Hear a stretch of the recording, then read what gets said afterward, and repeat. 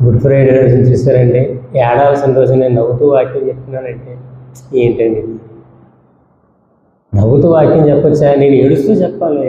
నా యేసయ్య యేసయ్య బాబా నాయన బాబు అని ఏడాలి కదా. నేను నవ్వుతూనే వాక్యం చెప్తా, నవ్వుతూనే చెప్పాలి. అసలు చెప్పాలంటే ఎందుకు? ఈ గుడ్ ఫ్రైడే అంటున్నారు కదా, మనకి గుడ్ ఫ్రైడే, యేసు గుడ్ ఫ్రైడే? ఎవరి గుడ్ ఫ్రైడే చెప్పండి? ఏమా చెప్పండి అమ్మా. మనకి గుడ్ ఫ్రైడే కదా. మనకి గుడ్ ఫ్రైడే అయితే మరి ఎందుకు ఏడుస్తున్నాం? క్వశ్చన్. అంతే కదా. మనకి గుడ్ ఫ్రైడే అయినప్పుడు, మంచి శుక్రవారం అయినప్పుడు ఎందుకు ఏడుస్తున్నాం? అయిపోయినాయా పాటలు? ఏడుపు పాటలు అయిపోయా? పాడేశారా? నేను వచ్చేలోపు ఎవరు పాడలేదు కదా, ఎవరు ఏడలేదు కదా. నవ్వండి అందరూ, హ్యాపీగా నవ్వండి. నేను ఒక్కడిని ఇలా చెప్తా, గుడ్ ఫ్రైడే రోజు నవ్వండి, హ్యాపీగా ఉండండి. ఎవరన్నా చెప్తారా? ఎందుకు ఇలా చెప్తాను అని అంటే, దేవుని కుమారుడిగా ఉండకుండా దెయ్యపు మాటలు వింటాం కాబట్టి ఇలాంటివి చెప్తాం కదా. అంతేనా? ఎందుకంటే దెయ్యం ఏం చెప్పిందంటే నవ్వమని చెప్తుంది. అంటే యేసుక్రీస్తు ప్రభు వారు కూడా అంటాడు, ఇప్పుడు నవ్వుచున్న మీరు ఏడ్చుదురు అని. ఆ వాక్యం తీసి చెప్తారు. యేసుక్రీస్తు చనిపోకపోతే నాకు నీకు రక్షణ రాదు అని చెప్పుకునే మనం ఎందుకు ఏడవాలి? చెప్పండి, మీరే చెప్పండి. యేసుక్రీస్తు అంతే కదా, యేసు చనిపోవడం వల్లే మనకేమొచ్చిందమ్మా? వచ్చిందా? యేసు చనిపోకపోతే రక్షణ వస్తుందా? రాదు కదా. మరి అలాంటప్పుడు యేసు చచ్చిపోవడమే మనం కోరుకోవాలి, లేకపోతే మనకు ఎవరికీ రక్షణ రాదు. వస్తుందా?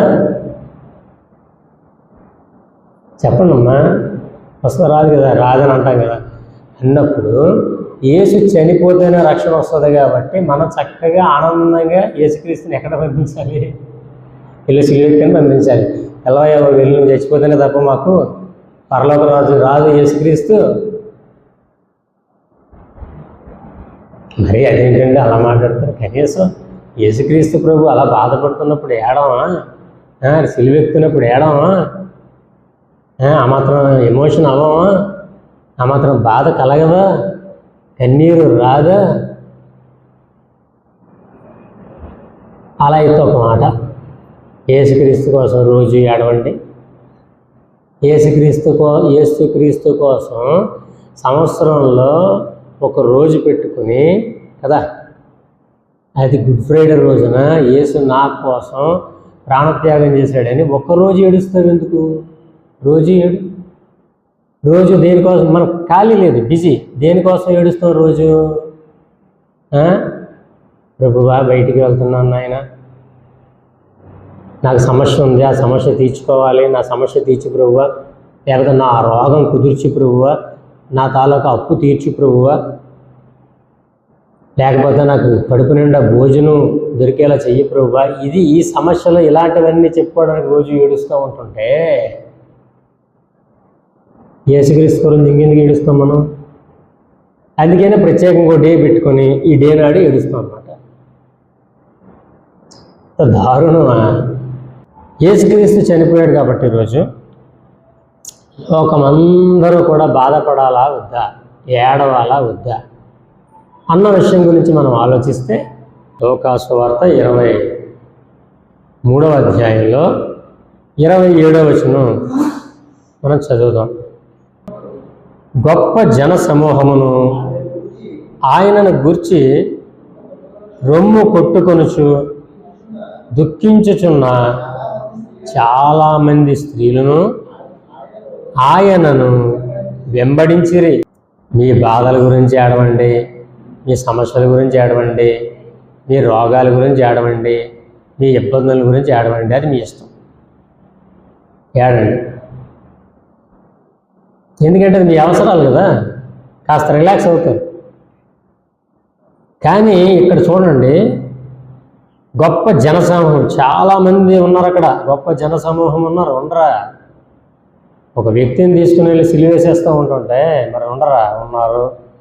ఆయనను గూర్చి, యేసుక్రీస్తుని గూర్చి రొమ్ము కొట్టుకొనుచు, గుండెల మీద బాధించుకుంటున్నారు, రొమ్ము కొట్టుకొనుచు దుఃఖించుచున్న చాలామంది స్త్రీలు అయ్యో అని బాధపడుతున్నారు అన్నమాట. చాలా ఏడుస్తున్నారు, దుఃఖిస్తున్నారు, రొమ్ముల మీద కొట్టుకుంటున్నారు, గుండెలు బాదుకుంటున్నారు అన్నమాట ఈ స్త్రీలందరూ కూడా. అంటే సర్వసాధారణంగా మగవాళ్ళకంటే తొందరగా ఆడవాళ్ళు ఏడుస్తారు, బాధపడతారు, ఎమోషనల్ అవుతారు.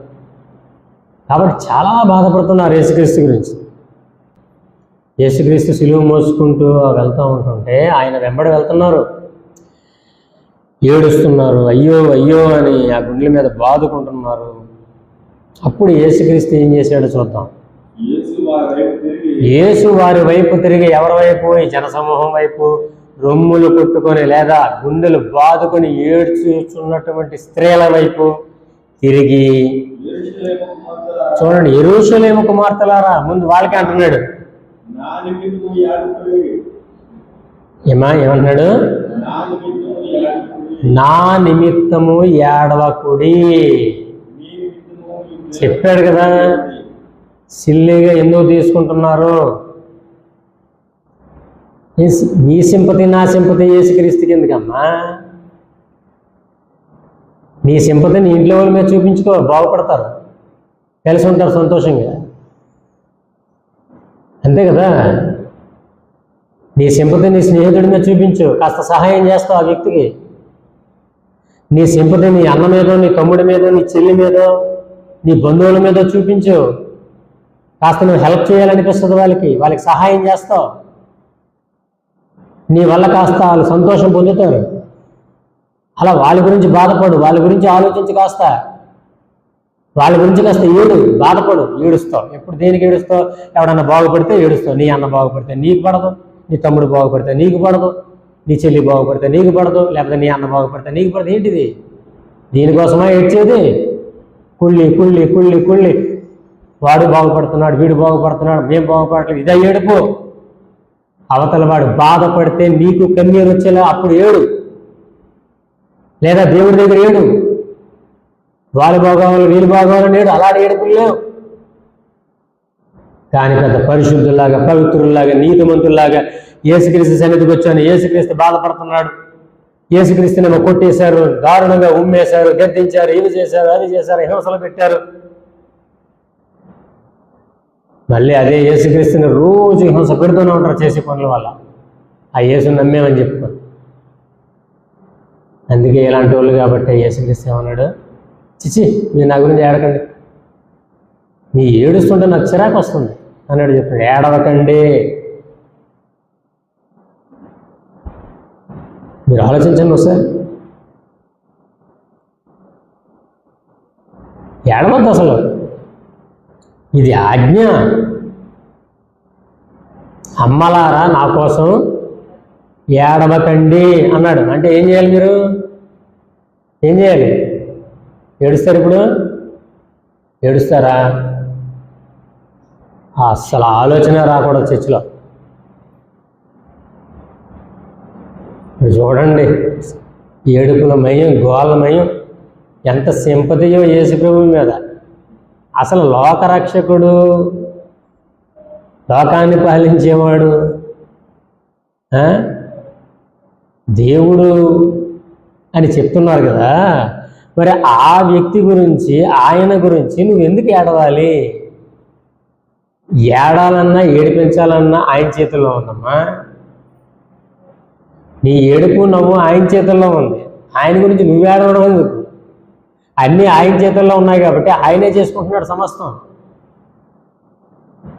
అందుకనే ఆయన గురించి ఏడవద్దు, ఆయన గురించి సింపతి ఇవ్వద్దు, ఆయన గురించి బాధపడవద్దు. ఒకవేళ అప్పుడు ఏడుస్తున్నారు కదా అని చెప్పి,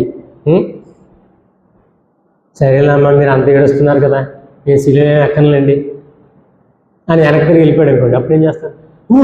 ఇదేంటే బాబు, ఏదో మామూలుగా ఏడాలి కదా ఏడ్చేవయ్యా బాబు, నువ్వు సిలువేకపోతే మాకు రక్షణ ఎక్కడ వస్తుందయ్యా బాబు, ఇలా యేసుక్రీస్తు గారు ఏడవలండి, ఇలా సిలువెక్కేయండి అనేది నువ్వే.